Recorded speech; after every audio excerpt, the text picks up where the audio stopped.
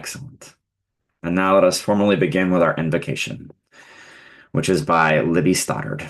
She wrote, "We come into this room of hope, where our hearts and minds are open to the future. We come into this room of justice, where we set aside our fear to name freely every oppression. We come into this room of love, where we know that every life is significant. We have come into this room of song, where we unite our voices in the somber and beautiful melodies of life." Of course, it's a Zoom room in our case right now. May Stoddard's words guide us now into this sacred time and space. Come, let us worship together. If you have a chalice at home, I invite you to light that now. If you so choose, you could also type into the chat where you are lighting your chalice from. I'm going to light a chalice here.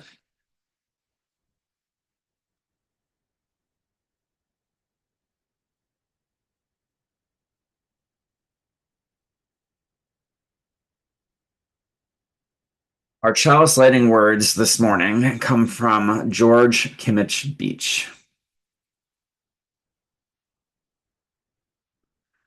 In the mystery of life about us, there is light. It is the place to be, to grow, to rejoice together. It opens the pathways to love. In this place of friendship, there is freedom. Let the light we kindle go before us, strong in hope, wide in goodwill, inviting the day to come.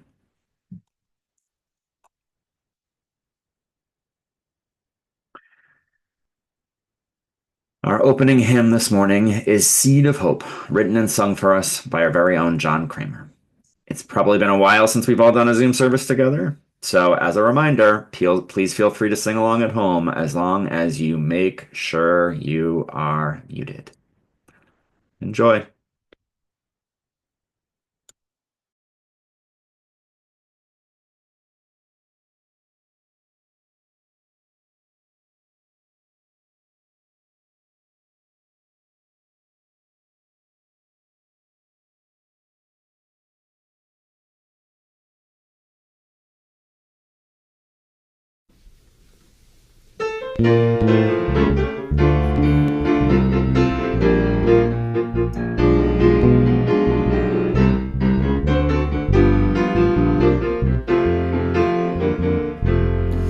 There's a seed of hope in my soul, a little seed of hope in my soul. I gotta tend it every day so that it grows strong. Oh, this I pray. Then that seed of hope soon will bloom in my soul, down in my soul. There's a seed of love in my soul, a little seed of love in my soul. Gonna tend it every day so that it grows strong. Oh, this I pray. Then that seed of love soon will bloom in my soul, down in my soul. There's a seed of justice in my soul, a little seed of justice in my soul. I'm gonna tend it every day so that it grows strong. Oh, this I pray. Then that seed of justice soon will bloom in my soul, down in my soul. There's a seed of freedom in my soul, a little seed of freedom in my soul. I'm gonna tend it every day so that it grows strong. Oh, this I pray. Then that seed of freedom soon will bloom in my soul, down in my soul.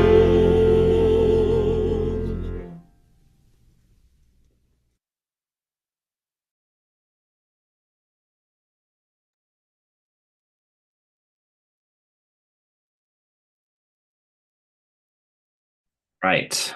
Now is the time for our story for all ages. One of my favorite parts of the service, still, even though not everybody gets to come down to the front this time.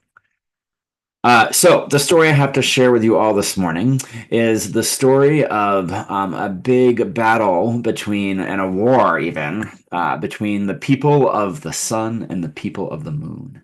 And this war happened quite a long time ago. And so it was still back in the time where there was basically just two big armies.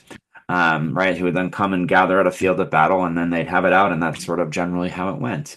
And in this place and in this time where this battle happened, it was one of those cultures where you could have champions uh, fight for each other instead of having to kill everybody, right? They were quote unquote civilized, and so they would let the battle be decided by having a champion from each side come forth and bat and fight, and that the victor of that battle would then win the battle and win the war and save some lives.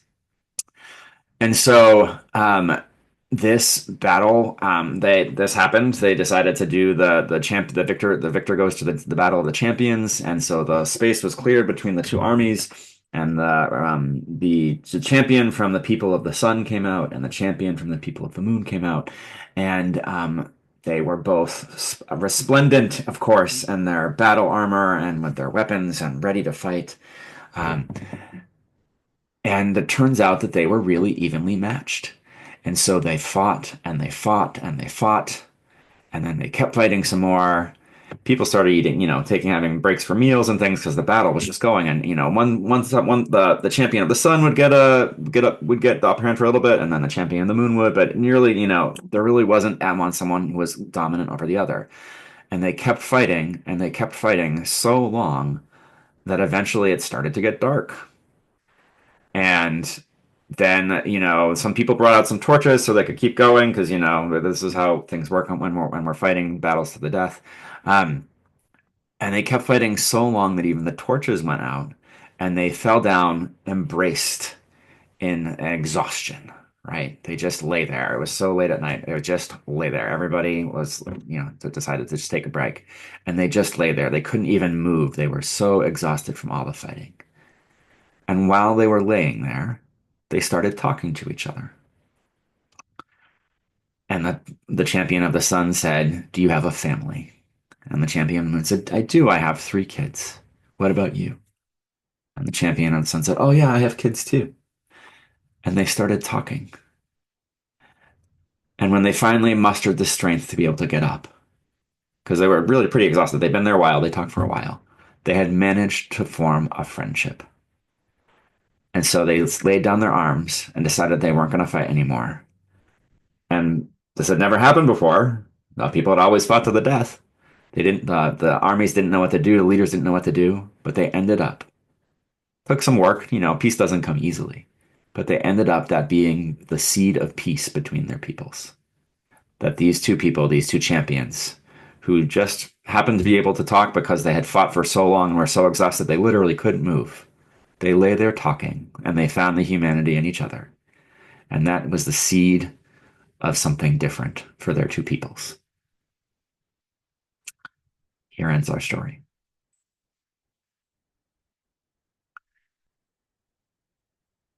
As we enter now into a time of meditation and the spirit of prayer, may this poem titled Refugees by Brian Bilston bring us inspiration and deepening understanding.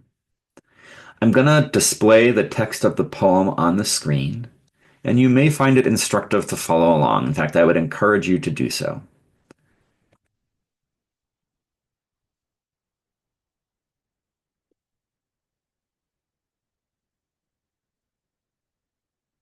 Here we go.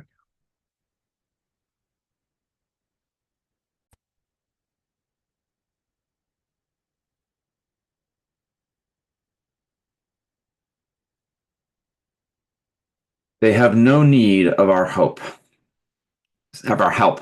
So do not tell me these haggard faces could belong to you or me. Should life have dealt a different hand, we need to see them for who they really are.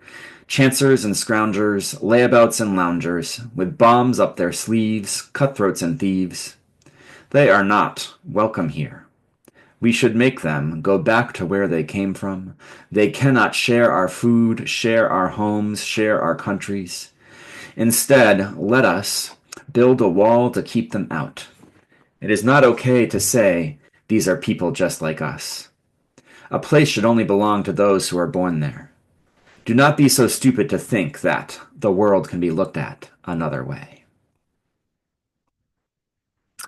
Now, that is not a very Unitarian Universalist message, right? Yet if we read it in reverse, starting at the bottom right and reading up from the bottom, the world can be looked at another way. Do not be so stupid to think that a place should only belong to those who are born there. These are people just like us. It is not okay to say, build a wall to keep them out. Instead, let us share our countries, share our homes, share our food. They cannot go back to where they came from. We should make them welcome here. They are not cutthroats and thieves with bombs up their sleeves, layabouts and loungers, chancers and scroungers. We need to see them for who they really are. Should life have dealt a different hand, these haggard faces could belong to you or me. So do not tell me they have no need of our help.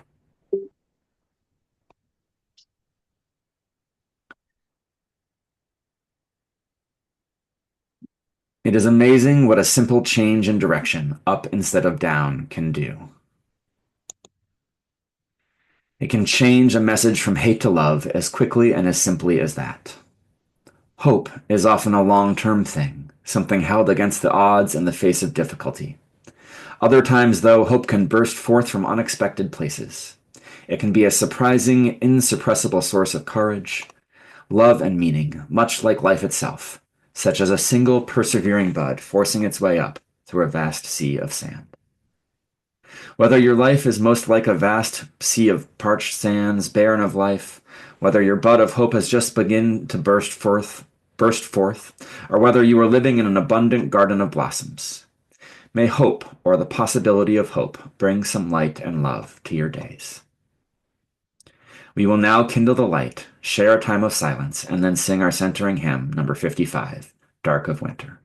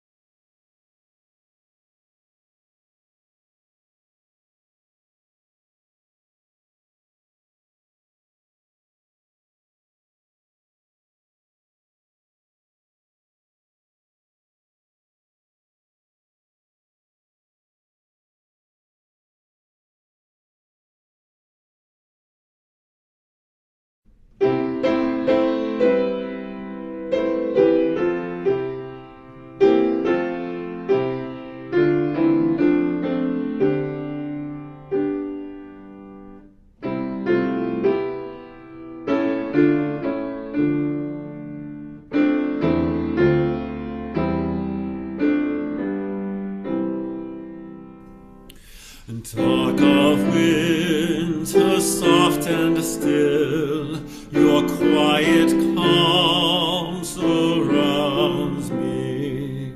Let my thoughts go where they will, ease my mind profoundly, and then my soul will sing a song, a blessed song of love eternal. Gentle darkness, soft and still, bring your quiet to me. Darkness, soothe my weary eyes, that I may see more clearly. When my heart with sorrow cries, comfort and caress me, and then my soul may hear a voice, a still small voice of love eternal.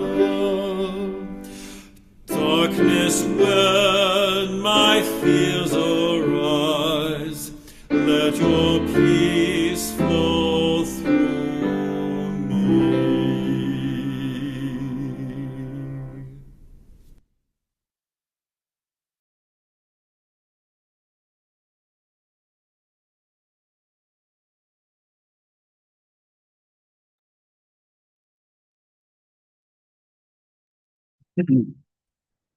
My message this morning is in three parts. Each part will open with three poems, followed by a brief reflection. This may feel like a lot to take in. I encourage you to, as much as possible, simply experience each section and flow with the moment if you can, without worrying too much about trying to hold on to all of it in your head. I will share a handout at the end of the service with a complete list of the titles and authors of the poems, so that you don't have to worry about trying to write down favorites. Section 1 is titled Hopelessness. We begin with a poem titled Fire and Ice by Robert Frost. Some say the world will end in fire, some say in ice. From what I've tasted of desire, I hold with those who favor fire. But if it had to perish twice, I think I know enough of hate to say that for destruction ice is also great and would suffice.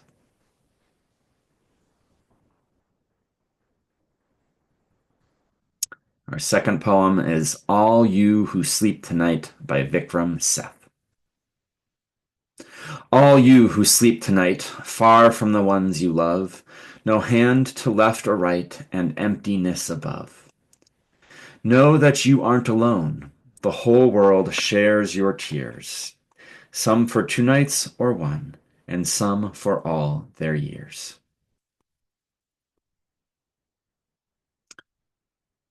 Our third poem is Global Warming by Jane Hirshfield. When his ship first came to Australia, Cook wrote, the natives continued fishing without looking up, unable, it seems, to fear what was too large to be comprehended.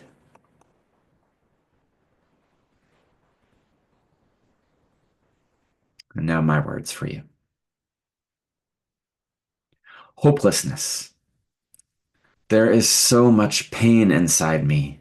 The shame, the fear, the worthlessness. It's crushing, burning, cold, isolating, lonely, all-consuming. Oh, why is there no way out? Will this never end? The whole world shares your tears. Hopelessness. We have created global warming, all reasonable science embraces this, and yet we are led by climate change deniers. The whole world shares your tears. The United States has one of the highest rates of incarceration in the world, and we primarily incarcerate people of color. We've created the new Jim Crow. We continue white supremacy. The whole world shares your tears. We have prisons run by private corporations, making money off of, incentivizing, incarcerating people. We punish for profit.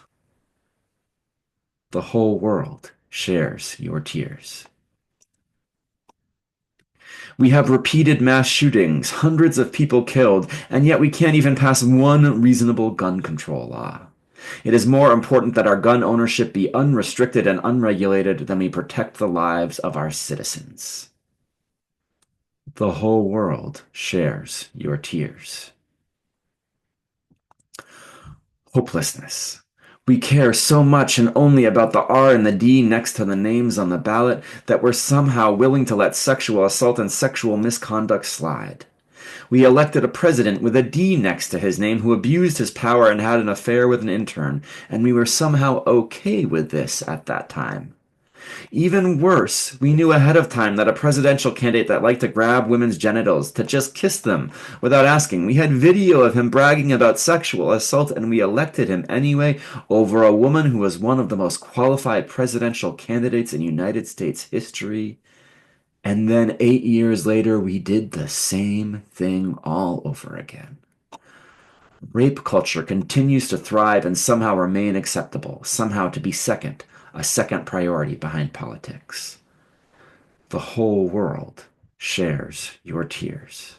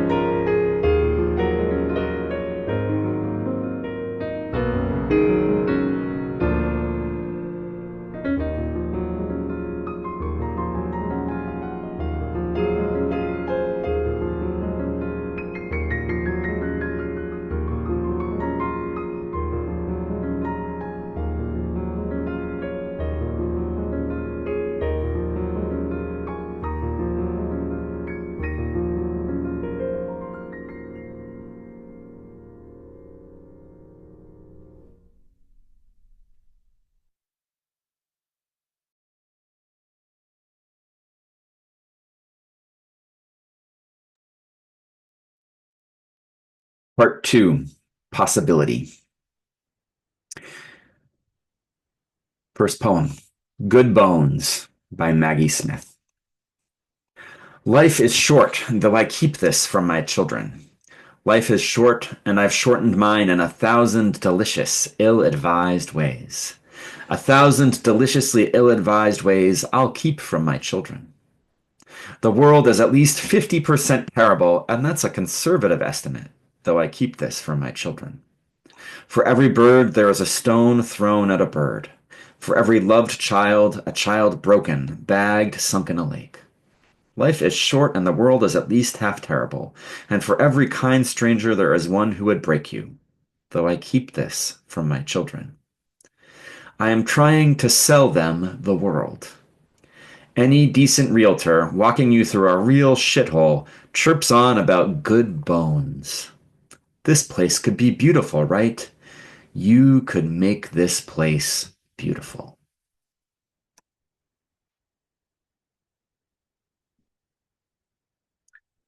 Second poem, Kindness, by Naomi Shihab Nye. Before you know what kindness really is, you must lose things. Feel the future dissolve in a moment, like salt in a weakened broth. What you held in your hand, what you counted and carefully saved, all this must go so you know how desolate the landscape can be between the regions of kindness. How you ride, and ride thinking the bus will never stop. The passengers eating maize and chicken will stare out the window forever. Before you learn the tender gravity of kindness, you must travel where the Indian in a white poncho lies dead by the side of the road. You must see how this could be you, how he too was someone who journeyed through the night with plans and the simple breath that kept him alive. Before you know kindness as the deepest thing inside, you must know sorrow as the other deepest thing. You must wake up with sorrow.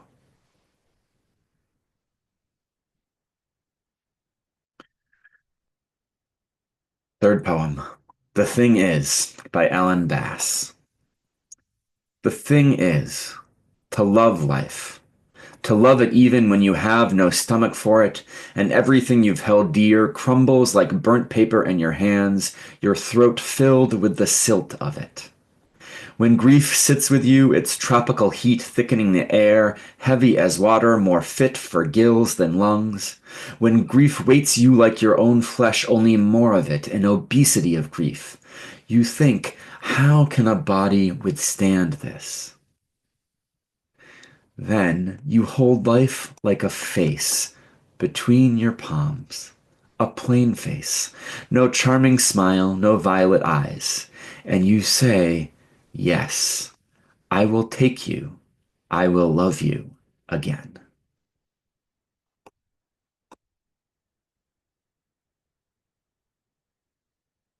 And now my words. Possibility. If you were to compare a piece of concrete with a single seed from a plant and asked which was tougher, which was stronger, which was more likely to prevail, the concrete wins hands down. And yet, a single seed can and indeed will force its way up and through. Life will not be denied. You hold life like a face between your palms, and you say, yes, I will love you again. Possibility. Children have to be taught to hate. Our littlest ones, our precious bright lights, they do not come into this world bleeding hate in their hearts. It is us, the grown-ups, our culture. We teach hate. And we can choose to teach the little ones to be different. We can choose to break the cycle if we're brave enough. If we have the courage. If we can admit that we've been wrong. You hold life like a face between your palms, and you say, yes, I will love you again. Possibility. It can seem sometimes like our wounds may never heal. The loss of a dear loved one is too much to bear. We've been hurt too badly by another. We've hurt others badly ourselves. Illness has robbed us of critical capacities to function. Addiction dominates our lives.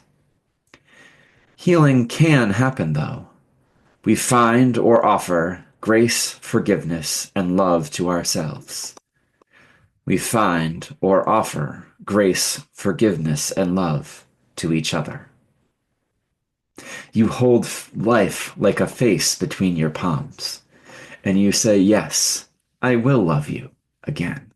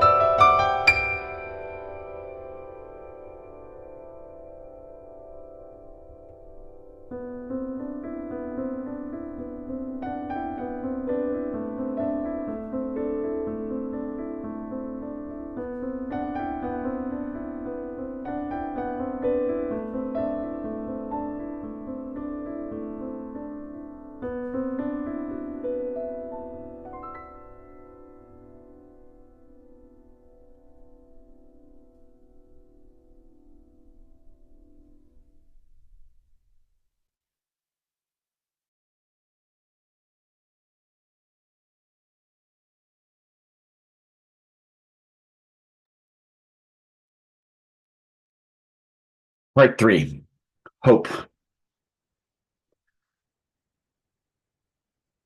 Hope is the Thing with Feathers by Emily Dickinson. Hope is the thing with feathers that perches in the soul and sings the tune without the words and never stops at all. And sweetest in the gale is heard, and sore must be the storm that could abash the little bird that kept so many warm. I've heard it in the chillest land and on the strangest sea, yet never in extremity it asked a crumb of me.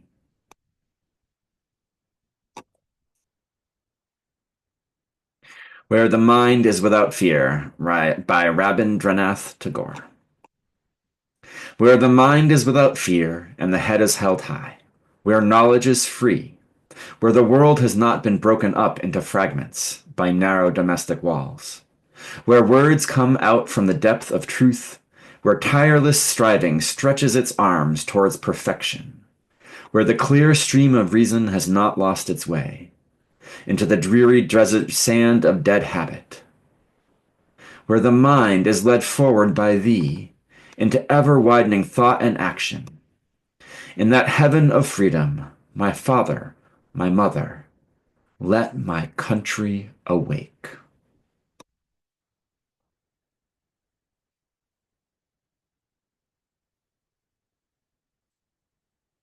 For the New Year, 1981 by Denise Levertov. I have a small grain of hope, one small crystal that gleams clear colors out of transparency. I need more. I break off a fragment to send you. Please take this grain of a grain of hope so that mine won't shrink. Please share your fragment so that yours will grow. Only so, by division, will hope increase, like a clump of irises, which will cease to flower unless you distribute the clustered roots, unlikely source, clumsy and earth-covered, of grace.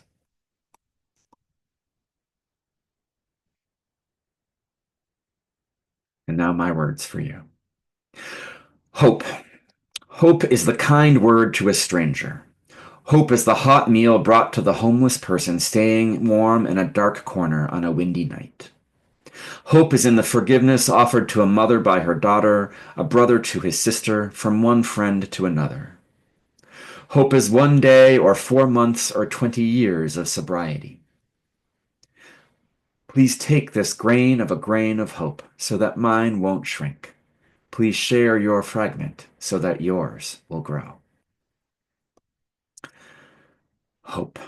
Hope is a place where people care for each other, bring food to those who need it, visit those who are sick. Hope is a place where reason and faith are celebrated side by side, where diverse theologies are not only welcome, but celebrated. Hope is a place where a person takes initiative and a community comes together to support a group for lesbian, gay, bisexual, transgender, and queer youth. Youth who need a place that tells them that every day that they are perfect and wonderful and loved just the way they are, just for who they are, no matter how they gender identify, no matter who they love. Hope is a place where people risk change and risk loss to try and make sure there is room for all who wish to grace our doors. Please, take this grain of a grain of hope so that mine won't shrink. Please share your fragment so that yours will grow. Hope. Hope means remembering that in this community, you are never alone. Hope means that the arc of the universe bends toward justice, that you never give up. Hope means that each and every person has worth and dignity, even those who have committed the most evil atrocities. Hope means that we hold people accountable for their actions, even as we never give up on their basic humanity. Hope means that you remind yourself that you are worthy of love, even and especially in those moments where you don't believe it to be true. Please, take this grain of a grain of hope so that mine won't shrink. Please share your fragment so that yours will grow. Hope. Says Pablo Neruda, you can cut all the flowers, but you cannot keep spring from coming. You can cut all the flowers, but you cannot keep spring from coming. Hope. Please take this grain of a grain of hope so that mine won't shrink. Please share your fragment so that yours will grow. Amen.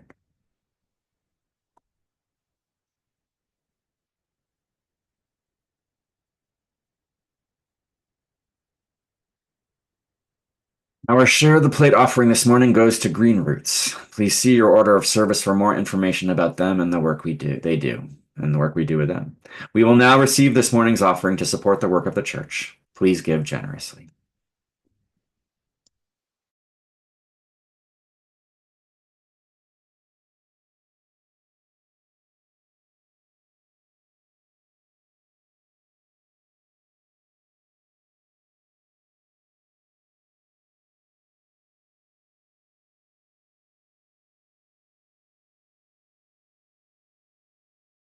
Come into the healing rivers, rivers of grace. Come into the healing rivers, rivers of grace. Come into the healing rivers, rivers of grace. Flowing down, down, down to my soul. Love shines in the healing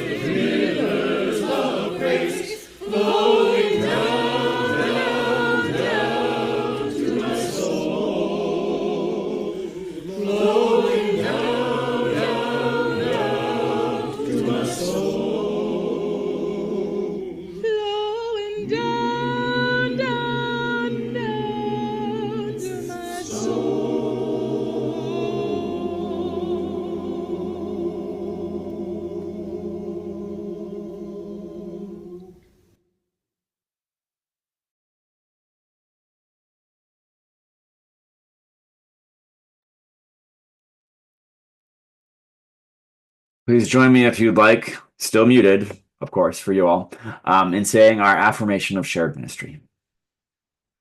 We gather not for ourselves alone, but to use our common power to build the beloved community within and beyond our walls. We create and reaffirm this covenant this day, to make justice flourish, to practice compassion amidst difference, and to embody transformative love.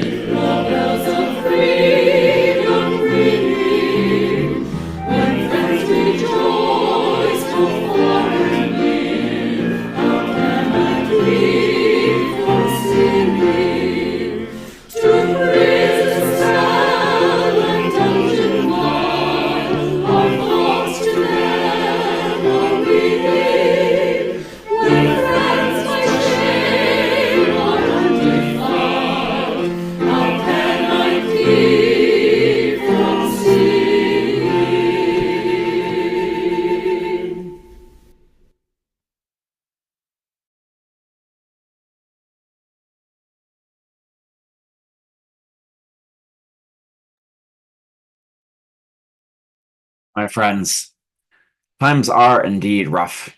There's a lot to be scared about. There's a lot of harm being caused. There is no doubt that we are living in hard times. And there is always possibility and there is always hope. And hopefully we can find our way from our own resources and from the resources of our shared community to offer each other hope, to share in hope, and to move forward together. Go and be blessed and be a blessing. Amen.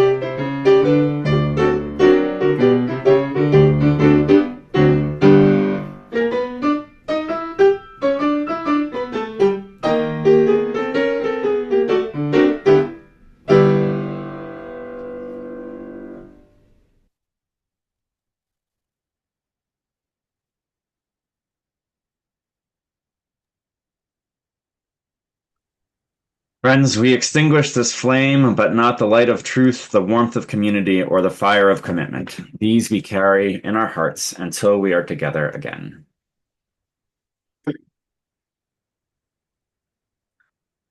Right. Our service is now over, and I think as we say, but our service continues in the world. I'm not good at this. I don't ever say this part, thanks to our worship associates who always say it so eloquently. Um, You are welcome to stay for virtual coffee hour this morning. I will split us, anybody who stays on, I will split us up into breakout rooms so that we can have some coffee hour. Perhaps you'll have coffee yourself or another beverage of your choice, or just show up and talk. But we'll have some time for conversation in breakout rooms as soon as I get those organized. Thank you all for coming this morning.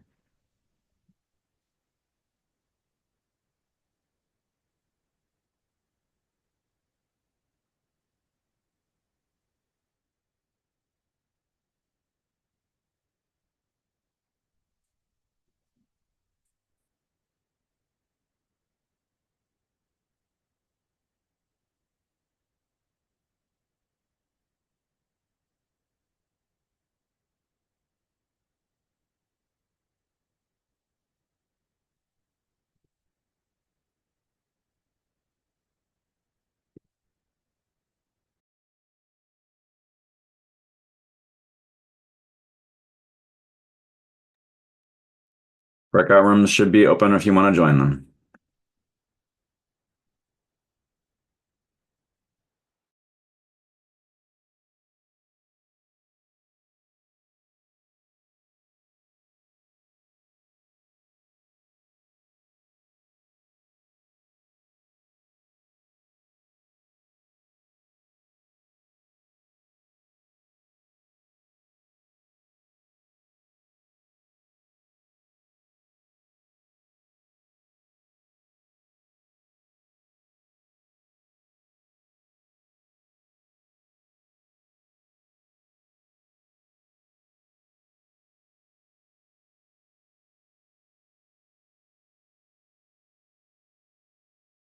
He's a newcomer, so just want everyone else is I don't want to say an old